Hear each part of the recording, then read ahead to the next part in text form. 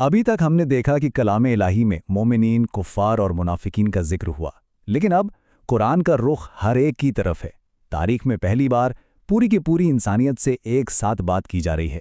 ये कुरान की वो पहली आफाकी पुकार है जो हर दौर और हर इंसान के लिए है। ज़रा इस खिताब पर गौर तो करें, कितना ताकतवर, कितना जामे अंदाज है। कोई रंग, कोई नस्ल, कोई जुबान का फर्क नहीं, बस एक ही आवाज़, या अय्युहन्नास, यानी ए लोगो। ये पुकार हर उस शख्स के लिए है जो खुद को इंसान समझता है, चाहे वो कहीं भी हो, किसी भी ज़माने में हो। और ये सिर्फ एक पुकार ही नहीं, ये पूरी इंसानियत के नाम इस किताब का सबसे पहला, सबसे बुनियादी हुक्म है। तो आइए सुनते हैं कि वो हुक्म आखिर है क्या। ये खालिक का अपनी मखलूक के नाम पहला पैगाम है। एक बिल्कुल सादा, वाज़े और बहुत गहरा हुक्म जो 1400 साल से हर दौर के इंसान को अपनी तरफ बुला रहा है। यहाँ देखें, इबादत को सीधा जोड़ दिया गया है हमारे वजूद से, यानी उस रब की बंदगी करो जिसने तुम्हें और तुमसे पहलों को बनाया। और इस बंदगी का मकसद क्या है?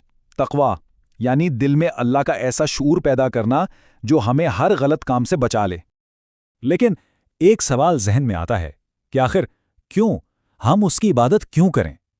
तो अगली ही आयत में अल्लाह ताला इसी क्यों का जवाब देता है अपनी उन निशानियों से जो कायनात में हर तरफ बिखरी हुई हैं, वो निशानियां जिन्हें हम हर लम्हा महसूस करते हैं।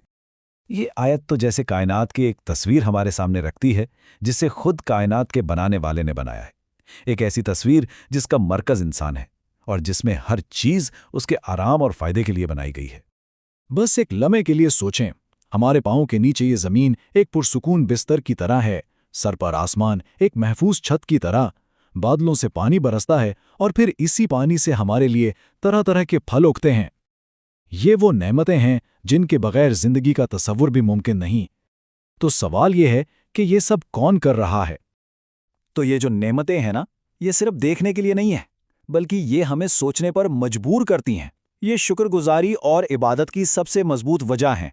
जब कोई रब इतनी मोहब्बत से हमारी हर ज़रूरत का ख्याल रख रहा है, तो क्या दिल खुद से नहीं कहता कि बंदगी तो फिर सिर्फ इसी की होनी चाहिए? और इसीलिए आयत का इख्तिताम एक बहुत अहम बात पर होता है, एक ताकतवर सवाल पर, कि जब तुम ये सब जानते हो, जब दिल भी गवाही देता है कि बनाने वाला और पालने वाला सिर्फ एक है, तो फिर क्यों किसी और को उसका शरीक बनाते हो? यहां से बात का अंदाज बदल जाता है, लहजा और भी संजीदा हो जाता है। अब खिताब उन लोगों से है जिनके दिल में ये शक है कि क्या ये कलाम वाकई अल्लाह का है। दलील के बाद अब बात आती है एक ऐसे चैलेंज की जो क़यामत तक के लिए कायम है। ये एक बहुत फितरी सवाल है जो किसी के भी जहन में आ सकता है, और कुरान की खूबसूरती देखें कि वो खुद इस शक को सामने लाता है और फिर एक ऐसा खुला चैलेंज देता है जिसकी मिसाल पूरी इंसानी तारीख में नहीं मिलती। ये है वो इलाही चैलेंज जो आज भी इसी तरह कायम है जैसे ये 1400 साल पहले दिया गया था। ये चैलेंज सिर्फ उस दौर के लोगों के लिए नहीं था, ये हर उस इंसान के लिए है जो उस कलाम के अल्लाह की तरफ से होने पर शक करे। 14 सदियां गुजर गईं, ज़बान के बड़े बड़े माहिर आए और चले गए, लेकिन कोई भी आज तक इस जैसी सिर्फ एक सूरत भी बनाकर नहीं ला सका। चैलेंज के बाद अब बात उन लोगों की है जो सच्चाई वाज़े हो जाने के बावजूद इनकार पर कायम हैं। इनके लिए एक बहुत ही वाज़े और सख्त तनबीह। यहां दो बातें बिल्कुल साफ साफ बता दी गई हैं। पहली, एक पेशीन गोई, और तुम हरगिज ऐसा नहीं कर सकोगे। और दूसरी, उसका नतीजा, यानी एक इंतिबा। अगर नहीं कर सकते तो फिर उस आग से डरो जिसका ईंधन इंसान और पत्थर हैं और जो इनकार करने वालों के लिए ही तैयार की गई है। लेकिन अल्लाह की रहमत हमेशा उसके गज़ब पर गालिब आती है। और देखें, इस सख्त तनबीह के फौरन बाद ही बात का रुख उम्मीद, सुकून और खुशखबरी की तरफ मुड़ जाता है। अब बात उन खुश नसीबों की है जो ईमान लाए और नेक अमल किए।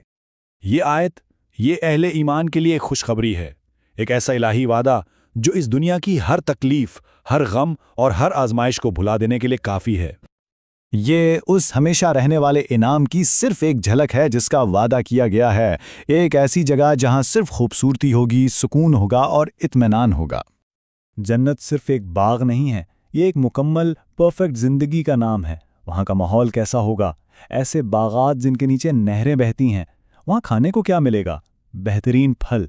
वहाँ साथ कैसा होगा? पाकीज़ा साथी। और इन सबसे बढ़कर وہاں کی زندگی کیسی ہوگی؟ ابدی یعنی ہمیشہ ہمیش کی۔ وَهُمْ فِيهَا خَالِدُونَ، اور وہ اس میں ہمیشہ رہیں گے۔ یہ اس وعدے کی سب سے بڑی خوبصورتی ہے، ہمیشگی، جہاں کسی دکھ، کسی تکلیف، کسی جدائی کا کوئی ڈر نہیں ہوگا، بس ابدی سکون اور ابدی خوشی۔ تو ان آیات میں ایک آفاقی پکار دی گئی ہے، دو راستے ہمارے سامنے رکھ دیے گئے، ایک انکار کا راستہ جس کا انجام آگ ہے، اور دوسرا ایمان اور نیک عمل کا جس کا انعام ہمیشہ کی جنت ہے۔ پکار تو آ چکی ہے، اب انتخاب انسان کا اپنا ہے۔